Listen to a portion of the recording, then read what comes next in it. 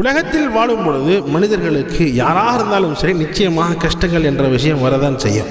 யாருமே எல்லாமே நல்ல நாளாகவே போகும் என்பதாக சொல்ல முடியாது.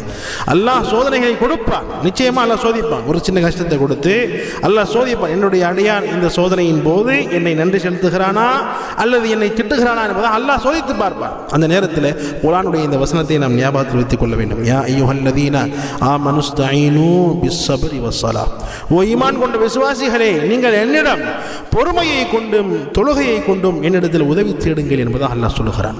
நிச்சயமாக எவ்வளோ பெரிய கஷ்டம் வந்தாலும் ஃபர்ஸ்ட் நம்ம தொழுகணும். தொழுதுட்டு பொறுமையாக இருந்து அல்லாஹ்ட்ட துஆ செஞ்சு நம்ம கேட்டோம் என்று சொன்னால் அல்லாஹ் நிச்சயமாக எவ்வளோ பெரிய கஷ்டமாக இருந்தாலும் அல்லாஹ் அந்த கஷ்டத்தை தூரப்படுத்தி நிச்சயமாக நல்ல வாழ்க்கை நமக்கு அமையும் என்பதில் எவ்விதமான சந்தேகம். எனவே எப்பெல்லாம் கஷ்டம் இருக்கிறதோ இந்த ஆயத் நினைவில் வைத்துக் கொள்ளுங்கள். யா அய்யுஹல்லதீன ஆமனுஸ்தஈனு பிஸ்ஸப்ரி வஸ்ஸலாஹ். ஈமான் கொண்ட விசுவாசிகளே, நீங்கள் தொழுகையை கொண்டும் பொறுமையை கொண்டும் என்னிடத்தில் உதவி தேடுங்கள்.